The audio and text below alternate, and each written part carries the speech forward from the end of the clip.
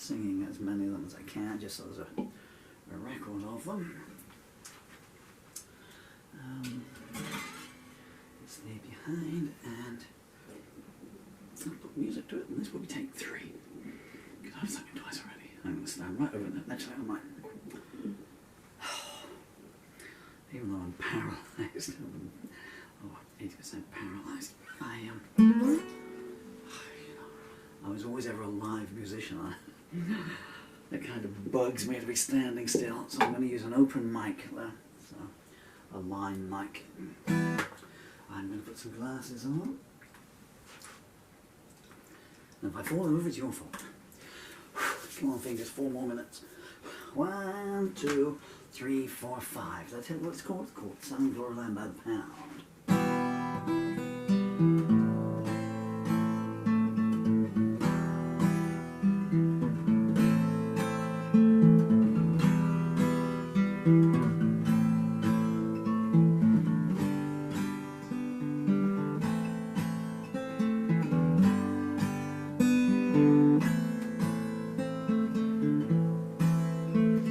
There's for sale signs on every door, and all the young boys there after war. And if you listen, you can hear the poets laughing.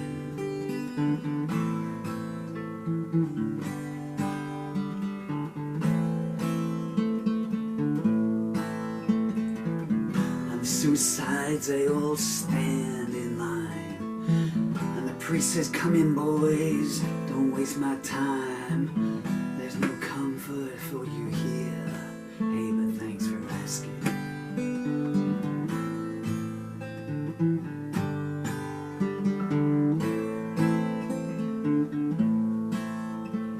There's young girls scrounging in the dirt, hiding from men in $50 shirts. If everyone down here is born equal, they don't know it.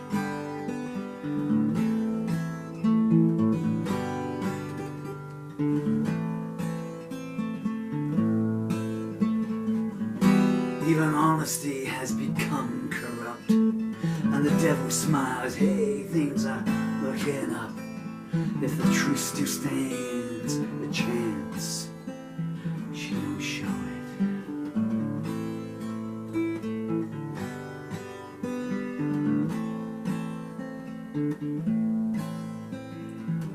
The harps are burning in the sand, and no one knows where it's safe to stand. They throw you on the heap down here long before you're finished.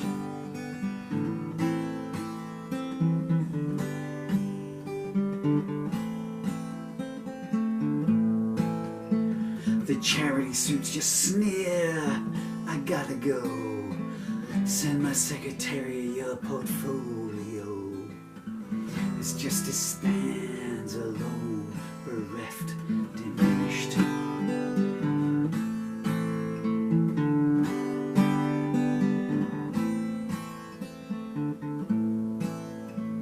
The vendetta boys, they have all the power, and beauty dies at 90 miles an hour. Fools go rushing in, and the angels tremble.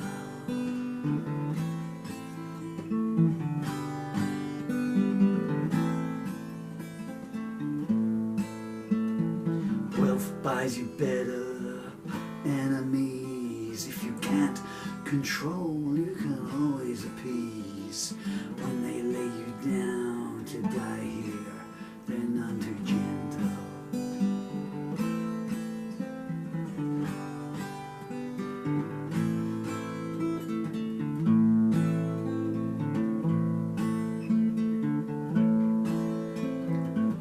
It's 85 down in the shade, and all the good girls are feeling afraid. They get messages from lots of bad actors.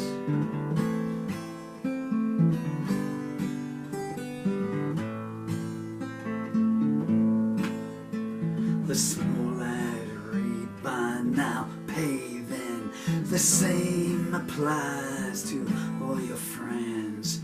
Prayer won't get you through today's fear factor.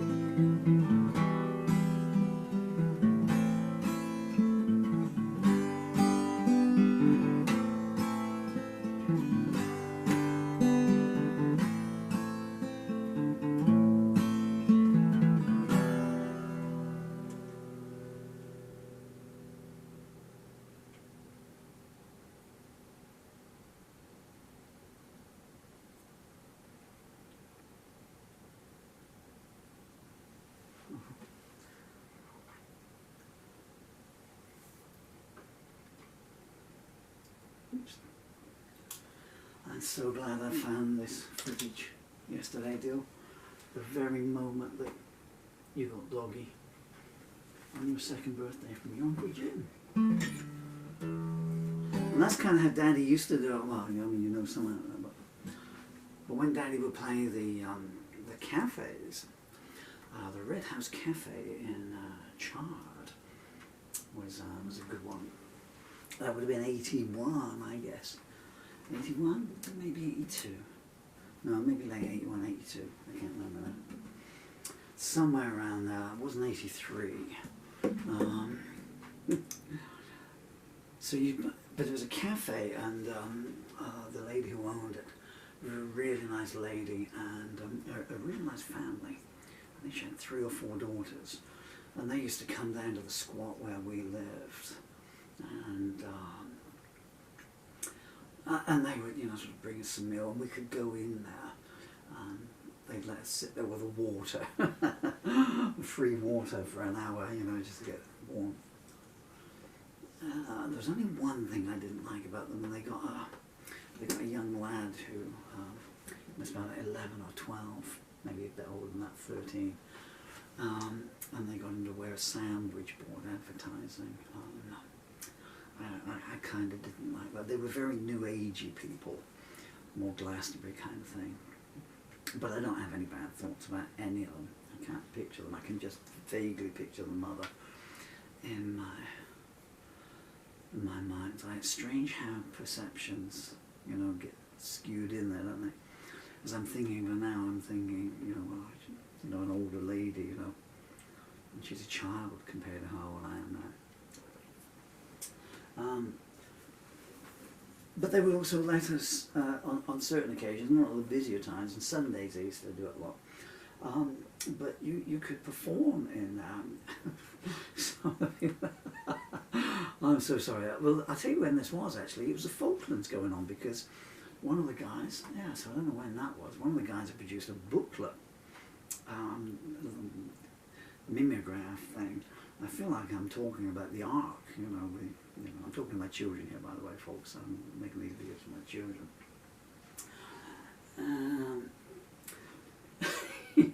You know, people with your internet and everything, we had paper in our day.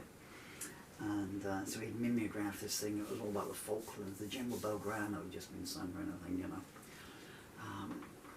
And these people, they, you know, they thought they were politically active, I guess, you know. And maybe they were, you know. But we down in the squat, you know, we were starving, you know, so we kind of knew a bit about that stuff as well, you know. And the nukes was going on as well. There was an American air base, and all the girls were going off to this place and living in tents outside, or something. I can't remember what it was. You know, all good stuff and everything. You know, they do what they believe in, as long as you're not hurting anyone with your beliefs. You know. Where was I going with this? Yeah, I'm going a bit wide-ranging. Let's just come back to me then at the time. Normally I know what was going on by music, you know, throughout my life. I remember meeting my first wife because David Bowie's Let's Dance was on the radio all the time then. Wherever I lay my hat, that's my home, I think was like that as well, you know. So I know that was 83. Oh, hi Sue, maybe it's in the world now. But it was tightly packed in, and that's a little cafe there. So, oh yeah, that's where I was going, yeah. So there was, there's one guy, so people are eating their sandwiches and everything. Bear in mind, it's a general thing for the town. It's right down the bottom of the chart, next to the barbers and stuff, and everything. So you had to go past all what you might call the good cafes and everything to get there. They could open on a Sunday, that was it, because nowhere else was open on a Sunday in those days. It's a bit like now, really. No one's open anymore because there's no such thing as a high street anymore. And I remember this guy, and he'd written this poem about the Falklands War. So, you know, so people are there sitting there, you know, and they're eating their macaroon with their cup of tea and everything like that, you know, and having a little chat and everything. I mean, they knew what we were doing and everything. And he would be just like, "And death shall be thy martyr!" You know, what's going on here? You know? "And lo, I bleed from every fibre of my soul. Truth and pain, they are both the widow makers." Or whatever, you know. Old ladies are going, "Too many sugar lumps," is that, you know. So, but anyway, we were a nice crowd, and they would let, you could put, but they were really good, you know. So people had the drawings, and they put them up in the hope that people would sell them. I don't know what you'd get, you know, 20 pence or something. I don't know what 20 pence was. And for the musicians, we could put a glass up. They give you a glass, actually, it's a beer glass, and with a handle on it, and so you could put that up, in the hopes that people would, you know, donate some loot in. But all the other guys, and they were only a couple of years younger than me, some were maybe just a year younger, you know, but they would just find it. They'd be over in the corner there, and Steve would be singing Alone Now. How did that go, Steve? Up there, wasn't it? Dun, dun, dun, dun, dun, dun, dun. Red light flashing in the green light zone. Suddenly you find yourself all alone. I remember his song after 40 years, and I can't remember what I wrote yesterday. But they would just stand there, like, and of course people, the door was there, you know, so people would just get up, "Oh yeah, madam," and they would just skedaddle, like, you know, and stuff. So I used to put my glass by the door, or on the table by the door, and instead of just stand at the back. So I would just do this, you know, so whatever song I was singing, what songs did I have there? The girl that I love so much. The girl that I love so much just doesn't love me. The girl that is haunting my dreams just does not care. The girl that is screaming my light tonight doesn't need me. And me, I have so much love to share. Make that eye contact, you see, so I would just go around all the tables like that, in between the tables.